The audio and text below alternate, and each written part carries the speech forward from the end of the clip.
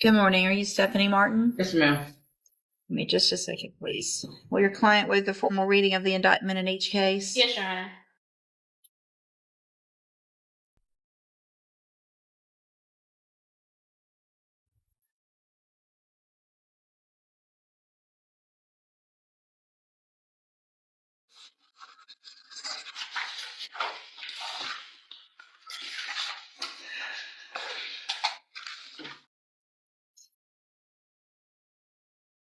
All right, Ms. Martin, and cause number 20.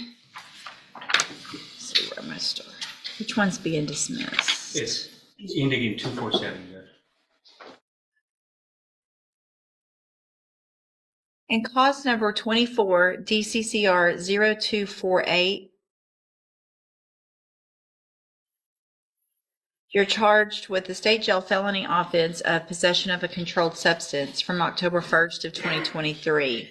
The indictment alleges that you were previously convicted of possession of a controlled substance August 24th of 2015.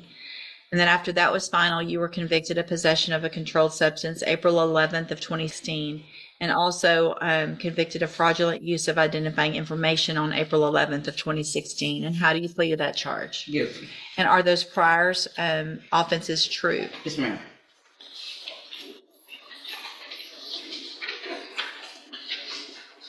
And then in cause number 23, DCCR 1850, you're charged also with the state jail felony offense of theft with previous convictions. Well, not also, but in that case, that's what you're charged with. And that's from July 14th of 2023. The indictment alleges you were previously convicted of theft August 14th of 2001, March 15th of 2006, September 8th of 2014, August 24th of 2015, April 11th of 2016, July 31st of 2018, January 28th of 2019, and then the indictment alleges those three prior other offenses of the possession of a controlled substance in 2 cases and that fraudulent use of identifying information. And how do you plead to that charge? Guilty. And are all of those prior convictions true? Yes, ma'am.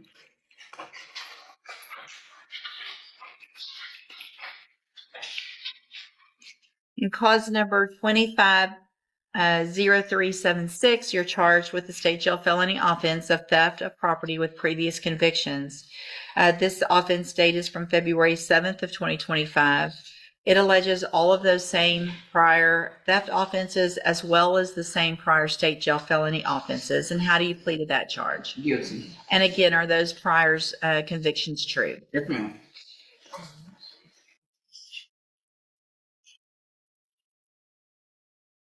And then finally, in cause number 250375, you're charged with the state jail felony offense of theft with previous theft convictions. And this is from February 18th of 2025. It also alleges all of those same prior theft cases as well as those other prior state jail felony cases, convictions. And how do you plead to that charge? Guilty. And again, are all of those prior convictions true? Yes, ma'am. In each of these cases, did you enter your pleas of guilty and true freely and voluntarily? Yes, ma'am. And did you plead guilty in each case because you actually did what they've charged you with? Yes, ma'am. In all of these cases, I have here on the computer some documents that have your signature on them that the state has marked as exhibit number 1. Before you signed these, did you go over them with Ms. Holmes? Yes, ma'am. Do you fully understand them? Yes, ma'am. And do you understand, if I follow the agreements that you've made with the district attorney, that you will be waiving or giving up any right to appeal? Yes, ma'am. Also, do you understand, if you're not a U.S. citizen, that a plea of guilty or no contest may result in your deportation, exclusion from admission to the country, or denial of naturalization under federal law? Yes, ma'am. State tenders number 1 in each case. No objection. It's admitted in each case. Is there any evidence that Ms. Martin is not competent? No, Your Honor. All right, Ms. Martin, in each of your cases, I'm going to find that you entered your pleas of guilty freely and voluntarily, find that you're mentally competent and you understand the nature and the consequences of those pleas. In cause number 250375, find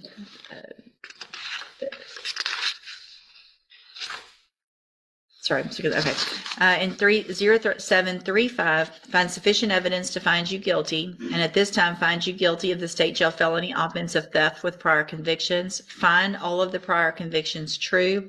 Sentence you in accordance with your agreement to a term of 7 years in the institutional division of the Texas Department of Corrections. You will receive credit on that sentence for any time that you've been in custody that the law gives you the right to receive. And clause number 250376, also find sufficient evidence to find you guilty, and at this time find you guilty of theft with previous convictions. Find all of the previous convictions true. Sentence you in accordance with your agreement to a term of 7 years in the institutional division of the Texas Department of Corrections. You will also receive credit on that sentence for any time that you've been in custody that the law gives you the right to receive. Clause number 23, DCCR 1850, find sufficient evidence to find you guilty, and at this time find you guilty of the state jail felony offense of theft with previous convictions.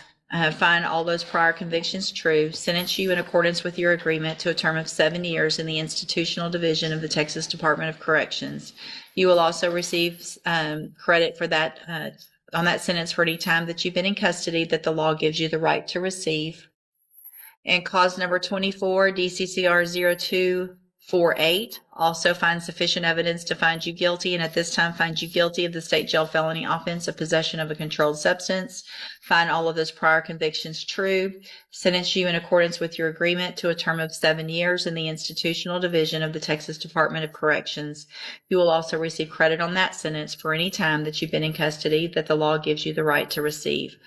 These will all run concurrently, which means together at the same time. So are we doing all this? All of it runs at the same time. Yes, ma'am. I will also sign a dismissal in 24 DCCR 0247 as part of that agreement.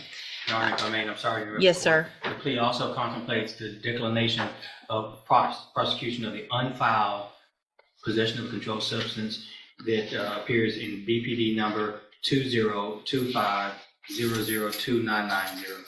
So the state has also, as part of this agreement, agreed not to pursue that specific case. Do you understand? Mm-hmm. So there's another possession case out there that Beaumont PD has, but that they haven't, either the labs haven't been done or whatever, it hasn't been indicted yet.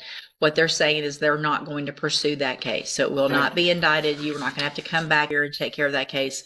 It's kind of like it's being dismissed before it really gets indicted. Does that make sense? Yes, ma'am. Okay. Did I print all 4? Yes. All right, so I'm going to hand you in all 4 of these cases the trial court certifications that shows these were agreements that I followed, and so you've waived your right to appeal. I have also handed you a written admonishment regarding your ineligibility to possess a firearm or ammunition. Because of the judgments entered against you, you're ineligible under Texas law to possess a firearm or ammunition. Possession of a firearm or ammunition could lead to charges against you. Firearm is a legal term, and you should read the written admonishments I provide you to see what devices qualify as a firearm. If you have questions about the laws that make you ineligible to possess a firearm or ammunition, or about how long that lasts, you can talk to Ms. Holmes. Okay. Yes, ma'am. I'm sorry. Can I say one? Those are my kids right there. Can I just tell them bye? From here, yes, I'm ma'am. sorry I let y'all down. And I'm saying y'all like, come on, okay? You good. I love you, man. My birthday tomorrow. I love you. So, Ms. St. Clair, the thing to do is to take advantage of any opportunity you have while you're in custody so that when you do get out, you can be a part of their lives, okay? Yes, ma'am. All right. See y'all in 20 and a half. I love you. Prestaven Westbrook,